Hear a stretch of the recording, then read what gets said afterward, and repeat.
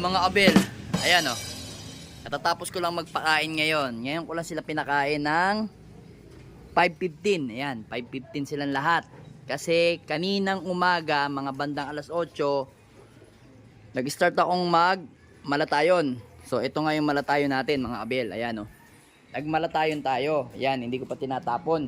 Kasi meron pa akong dalawang hindi napapaliguan dyan. Kaso yun nga, nakatulog ako. Ayun, si ano, itong ibon na to, si Litar. At saka, asan na yung isa? Yun yung isang yun, no? Baka bukas ko na lang paliguan, si Pandora. Ayan. Sila na lang yung paliliguan ko bukas na umaga. Kasi, ngayon pa lang ako nagpakain sa kanila simula kaninang umaga, mga abel, yan, no? Yung mga ibon natin, katatapos ng magsipagkainan, yan, no? Halos lahat yan, naligo. Na-alive ako kanina sa page natin, sa Tagaytay Melvin Magsino. Yun yung bagong page natin yan. Makikita nyo sa inyong screen. Yan yung bago natin page. So pakipollow na lang po sa mga ating mga mga supporter. Ayan. So ngayon hindi ako makapagpa-raffle birds kasi wala pa akong kasi konti lang breeder ko mga abel. Kung alam nyo lang, namatayan pa tayo ng isang breeder na inbreed Vandenbroek.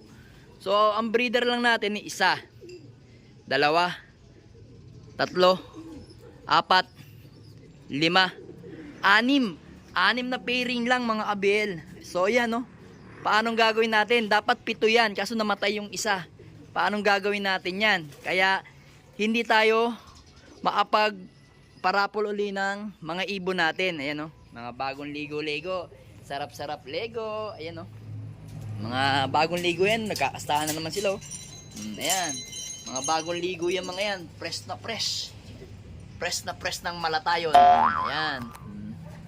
O yun mga abel. Ito. Ranking natin ito mga abel sa Fundraise 1. Nasa 84. Kung hindi lang to maparonda tong Jansen President na yan mga abel, malamang nasa top, top 20 yan. Ayan no. Kasi yung first claing natin, pang ba siya? Sumama pa siya sa maraming rumoronda, kaya mababa speed niya. Ang speed niya ng una, 1084. Second naman, yun, gumanda ang speed niya, 1152 ata, number 52 sa clacking. Ito naman dapat, itong clacking natin ng nakaraan Sunday, nakalima o hanggang 6 na ronda bago bumaba yung ibon na yan. Ayan. Kaya ang speed dapat niyan, ang lap winner kasi namin 1258. Ang speed nito 1221. Malamang nasa 1240 o 1250 speed nito. Napakatagal umikot talaga. Kaya inis ako sa kanya, sabi ko ba't hindi agad nababa? Kasi palibasa mga abel, 5 months old pa lang tong ibon natin na yan na si Jansen President. Makikita niyo yan sa pakpak ano. Mga bagong tubo lang yan 2, 4, 5 pa lang yung hindi nalalaglag niya palima pa lang yung palima pa lang yung kalalaglag yung patubo pang 5. Going to 6 months yan mga abel na bago natin i-derby. Ayan, ito yung asawa niya si Litar. Ayan mga bagong ligo yan. Then dito naman sa kabila, may good news tayo. Ay, hindi niya natapon yung nakain yung mais, sayang. Yan, damay din kaninang lahat yan mga abel sa pinaliguan ko. Ayan, damay lahat yan, yung mga ibon na yan. Damay lahat yan. Lahat yan, ito lang ang hindi damay, yung babae. Ayan, si Dugyot. At saka yan, si Jansen, si Peter C. Kasi naglilimlim nga sila. Pero yung nakalaban natin na si Banlon, ito, si Banlon 73, sa Fundraise 2 natin, as of second lap, pang number 21 siya sa overallan. So sana magtuloy-tuloy, bali 2 laps na lang. Tapos derby namin ng Friday, OB. So yun, e-entry natin yan at saka to si Palawi. Ayan. So ito, asan na yung So yung dito, si Red Pepper, ayun, tumira na sa Gataran, hindi na umuwi hanggang ngayon until now, wala pa. Pwede dito inaaway ka dyan, masasaktan ka lang dyan sa mga yan. So ito na yung ibon natin, ayan. Andito na yung ibon natin na may puyo sa batok, ayan kita nyo, ayan Ayan na. Ayan yung natin, paano tong style na itong breed dito? Litar na may pasok na Victor Lim yan, mga abel, oh. Yan, oh. Litar na may pasok na Victor Lim. Ang nanay nito ay si Black Victoria. Alright, ganito. Yung isang kapatid niya na may puti sa muka, hindi natin nilalagay dito kasi ang nakalagay dito is mga norte ng TGRC. Yan, norte. Halos mga norte to. Doon sa kabila, doon natin nilalagay yung mga south. Yan, dyan sa kabila. Yan natin ilalagay yung mga south ng PFS at saka ng BBC. Bali yung PFS natin, 6 na sing-sing. Kaso yung isa mapapadala sa Alegre OLR sa Saturday.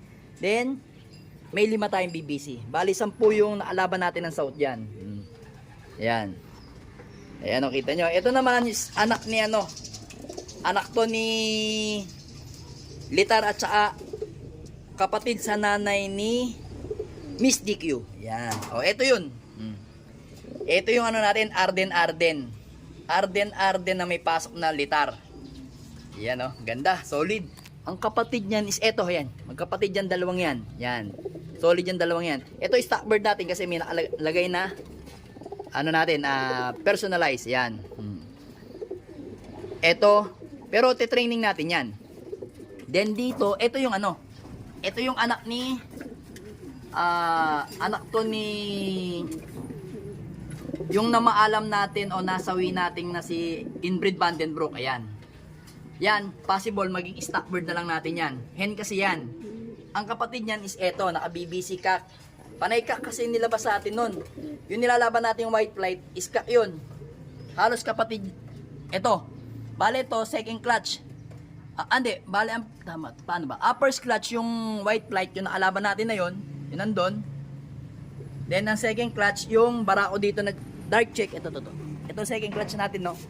Kasi isa lang ng isa yan. Ayan yung second clutch. Ayan. Ito first clutch. Ayan, yan yung first clutch. Kakaiba itong first clutch na yan. Napakaganda niyan, solid na ibon yan. Then ito yung second clutch. Ayan. Second clutch yan. Magkakapatid lang yan. Yan dalawang yan, tigisa lang ng inilabas. Bale, second clutch. Ito yung third clutch. Fourth clutch. Yung sasakay natin. Ayan yan. Yan. Ilalaban natin sa Alegre, papadala natin sa Saturday. Ayan. Ito. Itong ibon na to, ayan. Ito yung ipapadala natin sa Alegre OLR, ayan. Ang ibon na yan.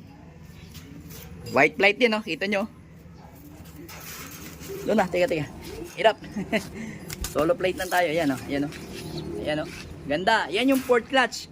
Isa lang egg ang nilabas. Then, ito nga yung pang third clutch, ayan. Ito at ito. Yun possible barako yun kasi malaking ibon eh. Ayan, oh. Ganda, oh. Kita nyo. Solid, oh. Tsaka to. Pang stock bird na to, hindi na natin to ilalaban sa TGRC. Ano lang, tuturuan natin dito. Ang gagawin lang natin, training lang natin. Tapos pag natapos nyo yung training, sabay stock. Yan. Pero depende mga kabela kasi ang laban nito August, September. Pag mga ulanan yun, hindi ko nilalaban to. Kasi mahirap na mawala ng bloodline ng inbreed Vandenbroek. Yan. Kasi pag nawalan tayo ng inbreed Vandenbroek sa mga inilalaban natin ngayon, sayang naman.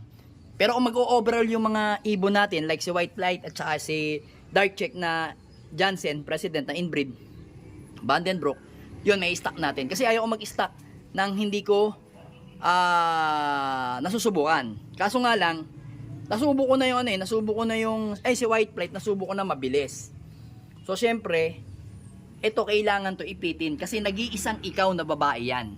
Yan, nag-iisang ikaw na babae kaya iipitin kita. Kaya mababali yung yung sinasabi kong tatapusin mo muna yung training. Kasi didepende naman kasi ako kung mainit ang labanan, pwede kitang idiretso. Pero pag tag-ulan, mahirap na. Kaya iipitin natin to kasi babae to. Pagka may mga nag-overall doon sa ating mga, ayun yung barako na yan, no? Yan, no? Pag nag-overall yung mga barako na yan sa June, tsaka yung White Flight, stock na rin yun plus itong hen. Pwede natin silang i-lock breed pag pagpaparisin natin sila. Yan. Tapos ito naman is si Peter B. Ang nanay naman nito is si Lady Victoria. Ang kapatid niyan is ayan. Ito. Ayan o. Kanyo, pinakilala ko na sa inyo mga ibon ko, mga bago nating bloodline dito. Ayan. Alright. Sana maging maganda yung ano natin, performance. Tuloy-tuloy nyo lang yung performance mo ha. Banlon ha. Ikaw, nasa tamang ano ka na, nasa tamang landas ka na ha. Yan, nasa tamang landas ka na ha. Sabi ko sa iyo, wag ka dyan eh. Makakapay ka dyan eh dito. Yan. Alright. Galingan mo ha. Meron pa tayong last 2 laps. Kaya pag-igihan mo pa.